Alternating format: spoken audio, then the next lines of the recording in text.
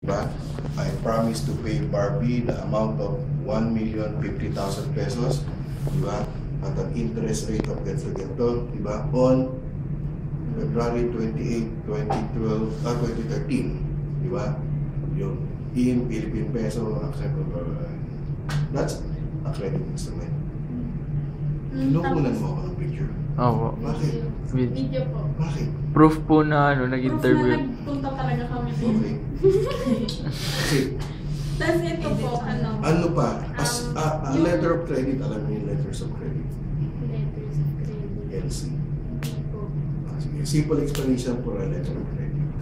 Kasi sa business industry, no, hindi nyo naman makukuha ito ng talagang makukuha nyo 100%. Pero just to get yung pinaka-general idea niya, how it is being done, yung itatry ko ipaharap sa inyo. Ako negosyante, di ba? Ang trabaho ko from the US is to ship goods sa Pilipinas. Dahil ikaw negosyante ka rin dito sa Pilipinas. Ang trabaho mo is meron kang isang supermarket, tama?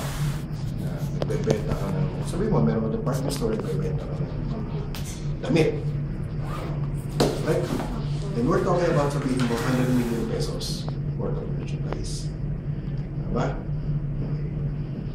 Kung ako ngayon yung supplier mo, ikaw ngayon yung bibili sa akin, eh may takot naman ako sa iyo. Tama ba? Ay baka mamaya, pagdala ko ng goods ko sa iyo, hindi mo ako bayaran 100 million pesos. Tama ba? Okay.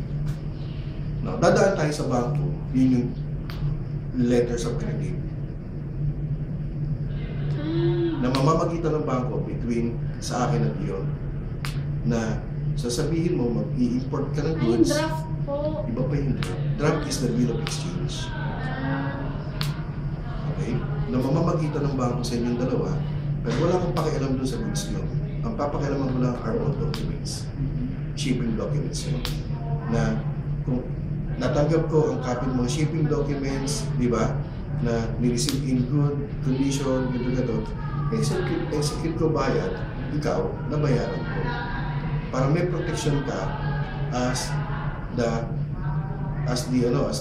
buyer and yung isa naman as the seller. Kung may mamamagitan, meron lang kikinukuha ng bangko. Save kayo pareho doon.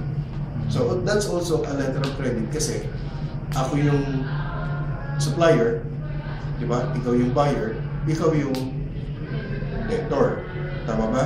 Ay, Oo, ako yung creditor kasi in-advance ko sa yung goods, di ba? Kailangan mo. So, ano?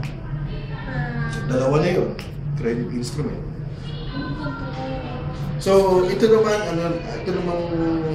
ginagawa nyo is not part lang ito ng school activity ninyo na you are required to go out and really conduct an interview.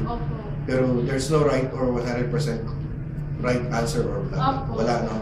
Just required lang kayo na go out and interview. Magpapaturo daw kung paano nangyari. Tapos yung sa ano po, yung sa Ito na lang piliin natin. lahat kaya yun. Lahat ba explain yun? Yung sa process daw po, according to purpose, tapos according to form on how credit is granted or obtained. Yung process daw po, Credit paano tayo? yun. Kala ko mag-GGS tayo, puro credit yan. Opo, may kasama mga, ito po, may kasama bonds, money market view, credit Kasi card. hindi ako expert sa credit.